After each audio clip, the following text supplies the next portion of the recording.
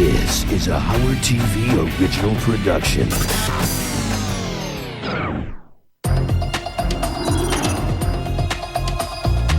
You view your life as wonderful, don't you? Yeah, it is a wonderful life.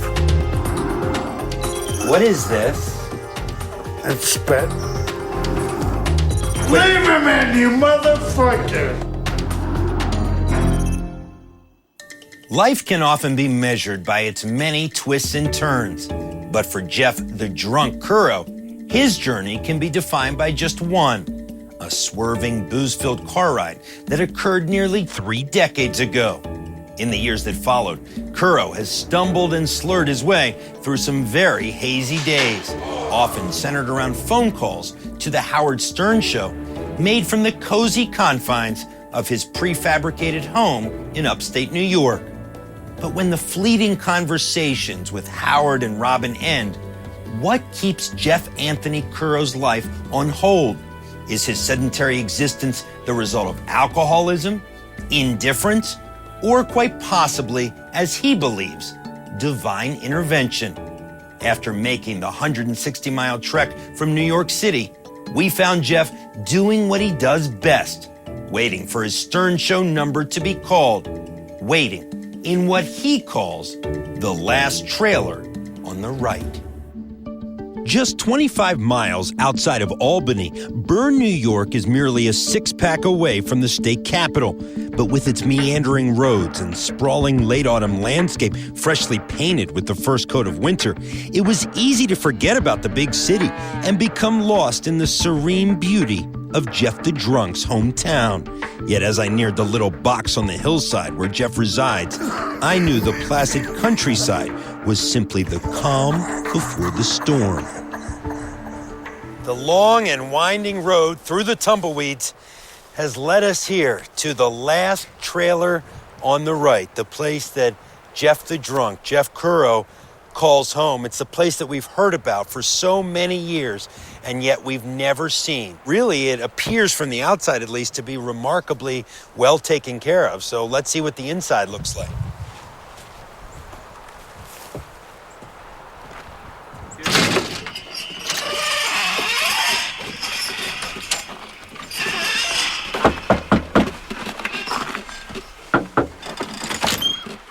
Jeff, how you doing? How you doing? What's happening?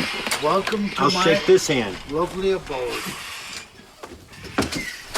So smells like smoke in here.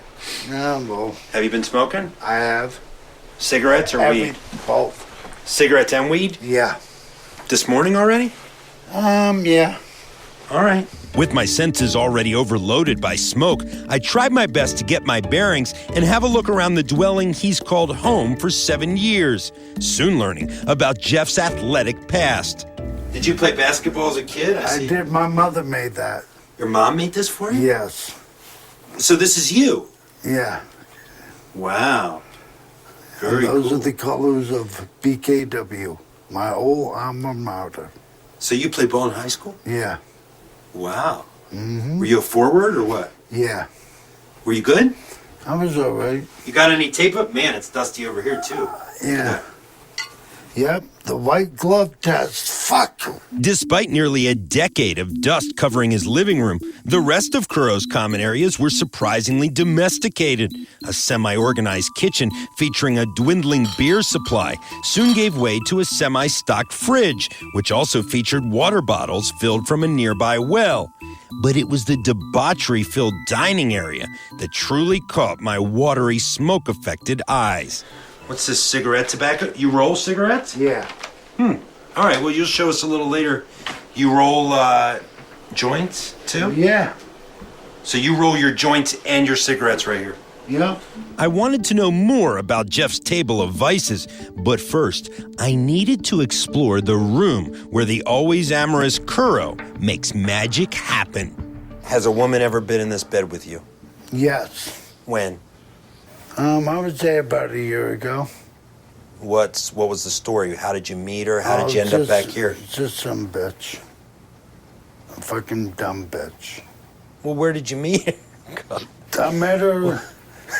It's complicated. But a year ago, she was in your bed. What Yeah. happened that night? Oh, just I ate her out.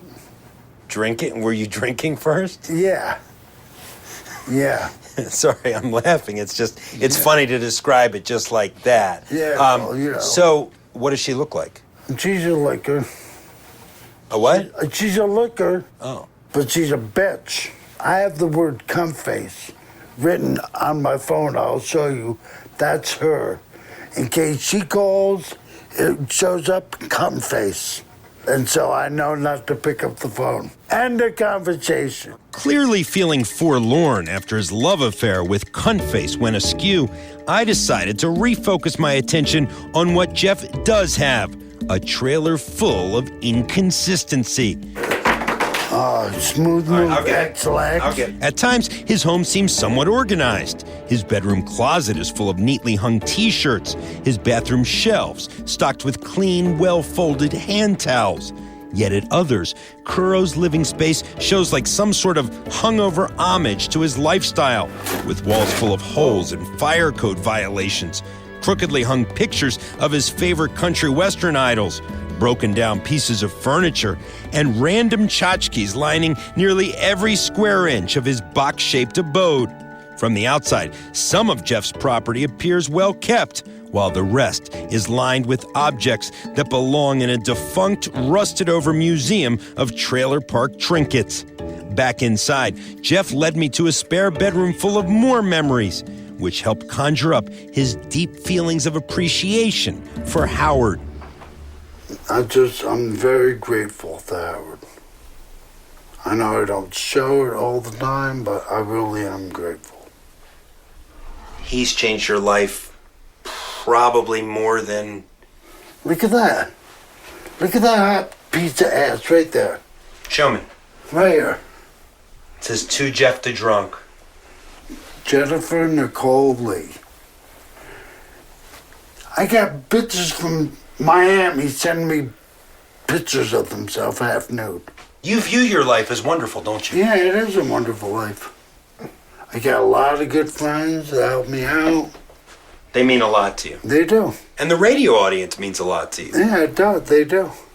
Immensely. In the midst of so much dust and clutter, I was shocked to learn that Jeff the Drunk actually cares about his cardiovascular fitness. So is this an exercise bike? Yeah, my buddy Bruce picked it up for me at the dump. Do you use it? Once in a while. Hop on, let's see how you exercise. Show me. Well, Do you really use it or no? I do, but I usually use it like in wearing shorts and stuff. Oh, okay. Kuro's exercise bike is a perfect metaphor for his life, as he oftentimes expends all of his daily energy without really getting anywhere. But as my tour labored on, I soon found out there's a lot more to Jeff than just smoke and dirty mirrors. I thought of this poem like within one day, and I wrote it down and engraved it in this piece of wood, and I gave it to my mother. You know, this is the stuff, this is the Jeff the Drunk that we don't see or hear about. Right. I mean, this is the Jeff the Drunk that, I mean, you mention your mom all the time. Yeah. I mean, and this says, Christmas is here. It's time for cheer. It's time for giving and a place for good living. For Christmas is here and you cannot bear the fact that your mother cannot be here. But I love you, Mother, and I can't bear the fact that Grandma cannot be here. What can I say to comfort you, to make you realize I'll always love you? It's hard to say in a poem this way, the way that I feel on this Christmas day. So remember the good times and forget the bad, and have the best Christmas that you've ever had. I love you, Ma. Jeff. You miss her? Yeah. I sure do. What do you think she would say to you right now if she were here? She'd be happy for me. You know, that I'm doing this on my own. I don't get no help.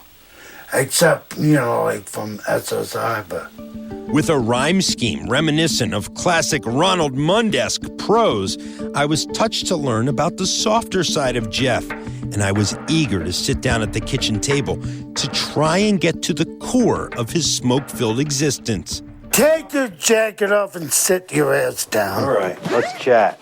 So, you sit here every day and roll cigarettes? I do. Yet just as I was about to receive a demonstration in cigarette rolling technique, I was met with a regurgitated example of smoking's many ill effects. What is this? It's spit. It's a container full of spit? Yeah, I keep it next to my chair. I keep one here, too. But why? Because I don't want to get up just to spit. But you don't chew or anything. No, but I smoke and I cough and I spit. I have loogies that come up deep in this shit. That is so disgusting. Can you move that, please? Sure. How do you... Thanks. When do you dump this? Whenever it gets full. I mean, how old is the spit in there? Probably like less than a week. Oh, less than a week? Yeah, I do. I empty it out every weekly. Hoping to put an unexpected phlegm sighting behind me, we returned to Jeff's nicotine expo. Jeff, do you mind if I move this spit cut a little? Move it. It's very disgusting. You can empty it if you like. No, that's all right.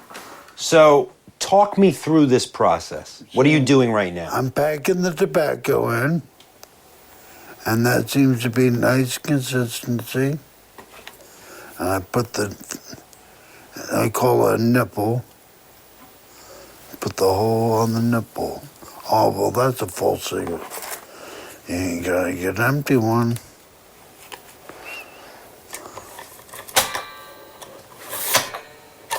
Voila. That's it. There's a cigarette. Kuro informed me that he keeps on this pace in 3-pack increments, making sure he's always in ample supply. And this left me wondering, how does a jobless man afford such a costly habit?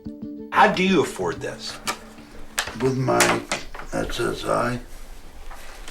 So SSI is enough to pay for your cigarettes, your alcohol, and your food? I really don't drink a lot. Maybe about, if I'm lucky, I get a 20-pack.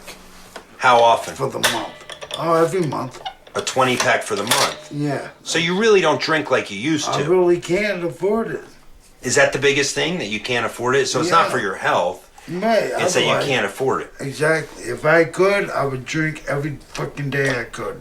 So, it really, in the long run, this is the best because all I was working for when I was working was to keep gas in my car, to keep insurance, and that's gonna be sky high now.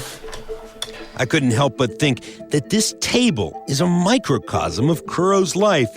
His vices, his supplies, his satellite radio, all at his brown fingertips.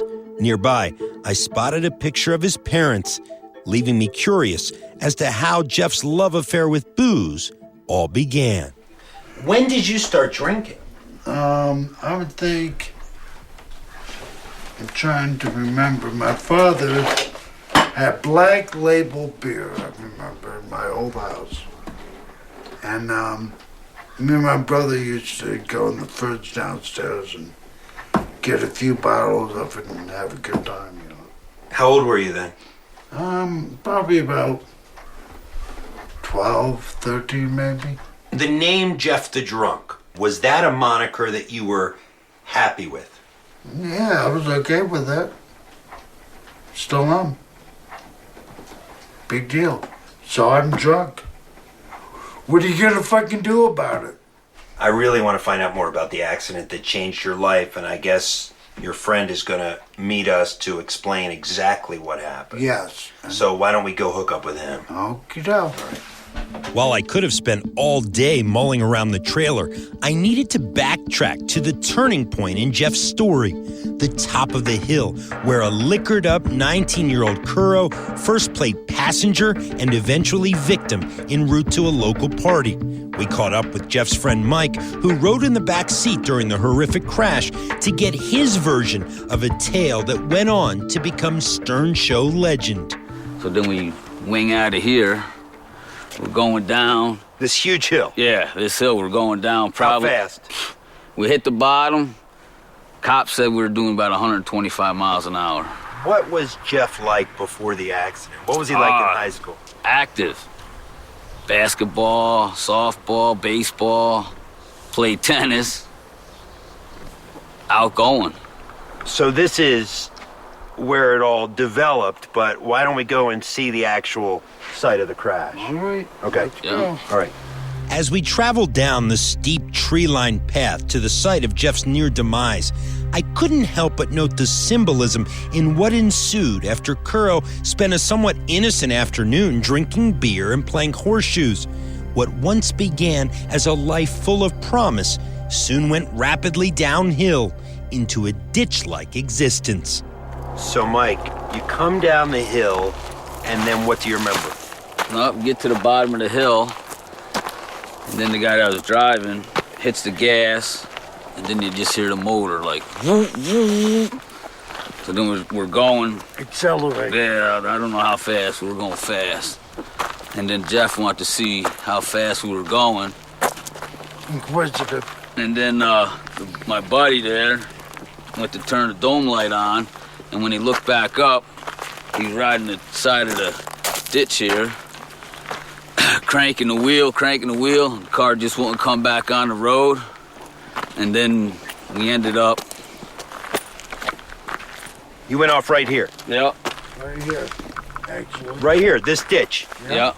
It was at this point, Mike alleges, that the stunned, shell-shocked driver attempted to floor them out of the ditch, inadvertently striking a roadside concrete culvert, which, as local police officials estimated, sent the car flying 50 to 75 feet in the air, and a young Jeff Anthony Kuro crashing through the windshield. And what do you remember? I remember waking up in the hospital about a month and a half later. So you don't remember going down I don't remember here. squat, no. And then what did you do, Mike? All I remember is walking down the road here, and a car coming up to me and saying, wait right here, we'll be back with an ambulance. Soon after, emergency medical personnel arrived to find Jeff, as Mike recalls, knocking on heaven's door. Tell me exactly what they told you. That he passed away 3 times as we were bringing him down to Albany Med. And they brought him back. Why do you think you survived? I'm a tough motherfucker, I guess. Does it make you angry? Not really. Does it make you sad? Yeah, you know, a little... what's the word I'm looking for? Melancholy. I brought that up out of fucking nowhere. What's the saddest part for you? Just what might have been, but, you know, there's no way of turning back, you know? No idea that that would be the last car trip as Jeff Kuro. No. Didn't realize it. And back then, you're young and Think nothing's gonna bother you. Yeah. Till this. Yeah, you think you're invulnerable. Invulnerable. You know what I mean? As I attempted to digest Jeff's somewhat blasé attitude toward this climactic moment in his then young life, I implored him to turn toward the scene of the crash, hoping that he would finally decide to confront his past head on. Who do you blame? The driver. Do you take any responsibility for what happened that night? Oh, yeah, I was there. just as much my fault as it was his, I guess. The fallout from this real-life story of teenage tragedy left the typically talkative Kuro unable to speak. And as Jeff was forced to learn new ways of communicating, one of his infamous signature moves was born. What was that like watching Jeff have to learn how to... Hard. After talking to him for all these years, then you go visit him, and you gotta give him this chart, and he's gotta, look at the letters, what he's trying to spell, and he couldn't talk. Like every time he wanted something to drink, and all he could have was an ice cube. That's where the came from, Howard. For most, the events that transpired on that fateful evening would be a wake-up call. But for Jeff the drunk, it merely lit the wick for a lifetime spent mixing alcohol and motor vehicles, resulting in multiple DUIs, accidents, and the eventual loss of his driver's license. Yet to this day, as I was about to learn, Kuro remains largely indifferent to his reckless past. If you had your license right now, Yeah, would you drive drunk again? I would. And I'm not saying that because, to be yucking it up for the camera or nothing, but if there's a party, and if I know about it, and I don't have a ride, which I never fucking do, I'm driving to that party. That's the way it is.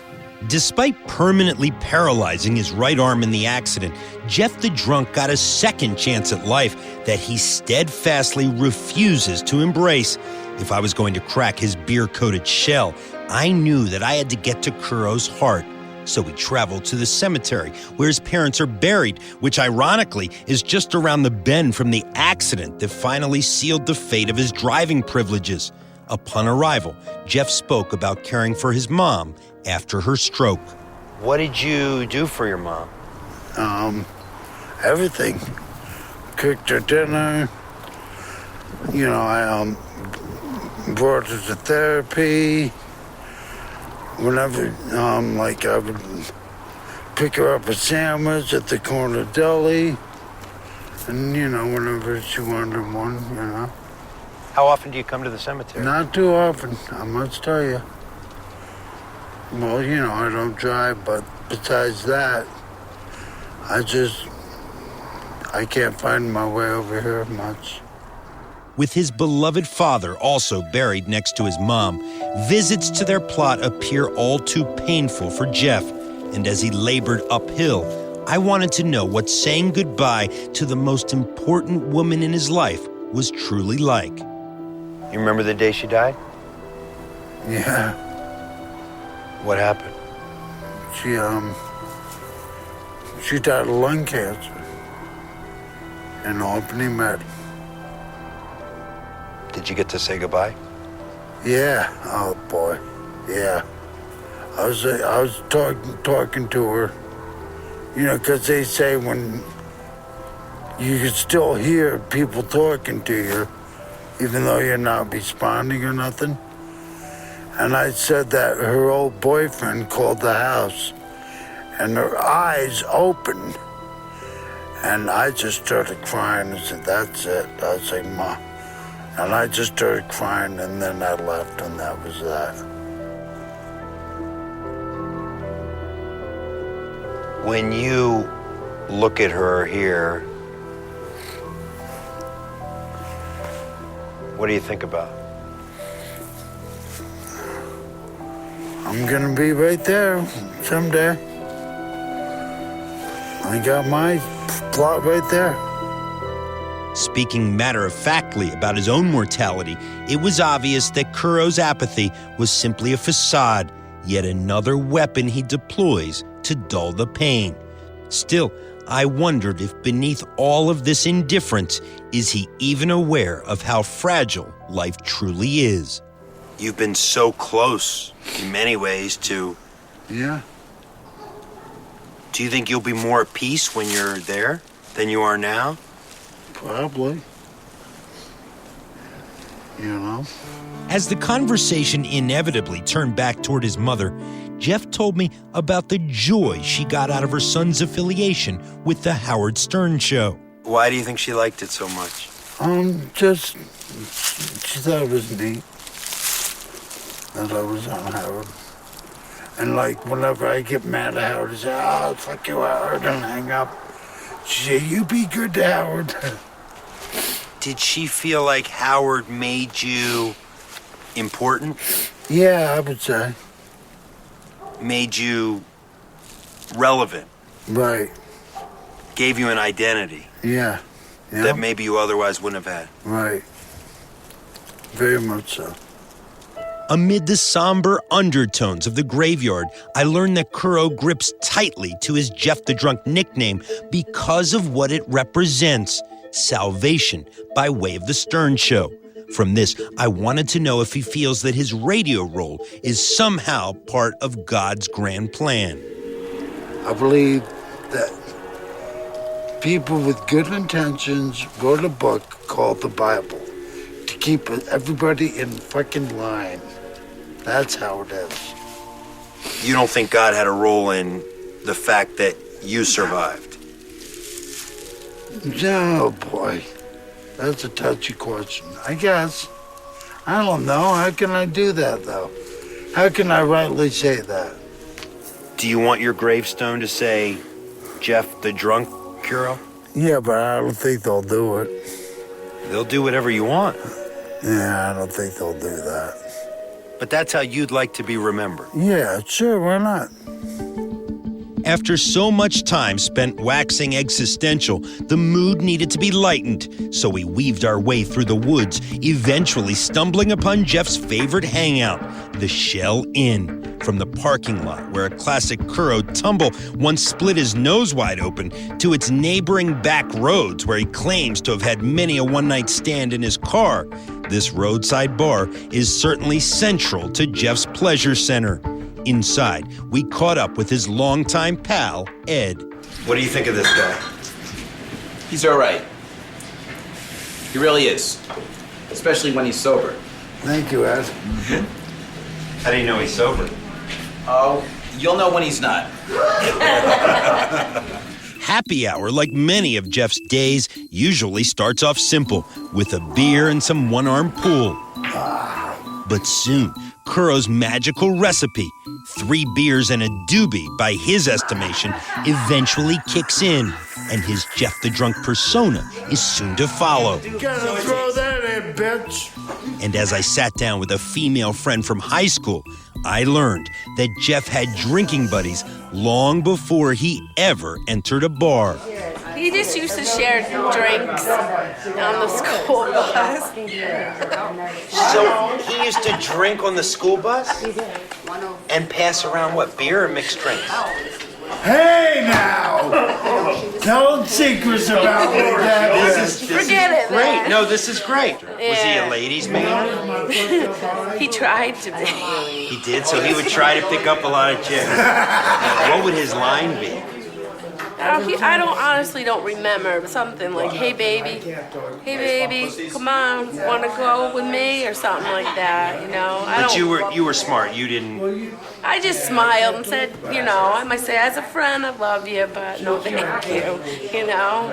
With dusk as his backdrop, Jeff continued to lather his brain in Bud Heavies, and I decided that after a long day together, we should both blow off some steam with a little help from the Shell Inn's favorite stress reliever. You wanna watch this? Nice.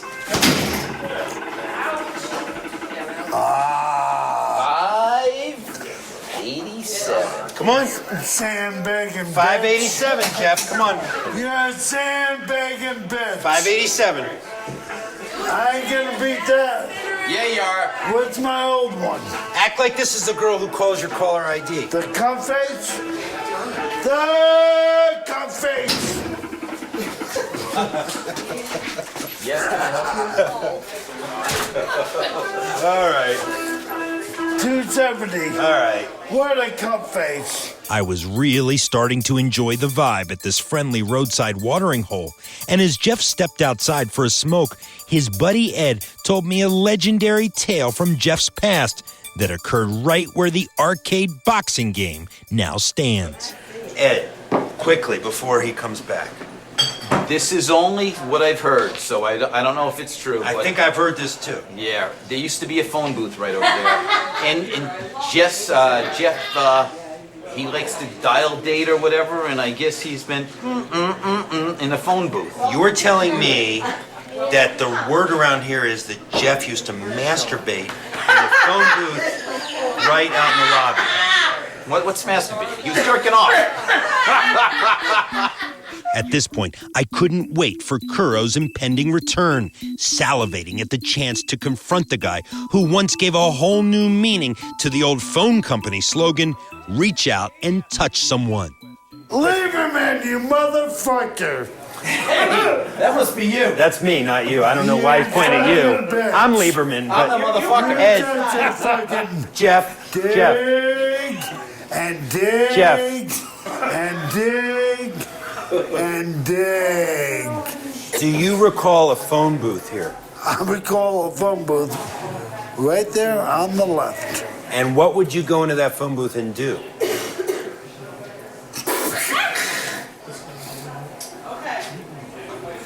I am not speaking to you anymore. I refuse. How many times did you, Ed's words, jerk off in the phone booth in this bar?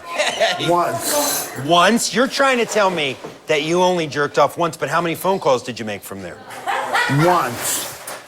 No, but how many phone calls did you make from in there? Twice. I'm supposed to believe that you made 2 calls from there. 3. Nice. He's going in the right direction. 3 times 1,000? 4. Okay? How would you? That's it. You weren't thinking of the other patrons in this bar, were you? Well, they all knew Guess they not. stayed away from the phone booth. Yeah, they all knew what was up. So- my cock. Okay, I gotta get my beer. There you have it. While riding shotgun through the aftermath of a life forever changed by a single car accident, one thing became painfully evident. Jeff Anthony Kuro is not searching for a former clarity. Instead of wearing Jeff the Drunk as a crown of thorns, Kuro embraces the nickname, proudly donning it outwardly like some sort of boozy badge of honor. Whether it was destiny or random chance that sent Jeff flying through a windshield, eventually leaving him permanently affixed to a chair at his kitchen table, I truly believe that Kuro's ultimate fate still rests solely in his fully functional left hand. Yet, if he so chooses to sit idly by, wondering what might have been while engulfed by clouds of smoke, he'll always have his Jeff the Drunk moniker to stumble and fall back on, until one day, when he takes it with him to the grave. I'm John Leiberman.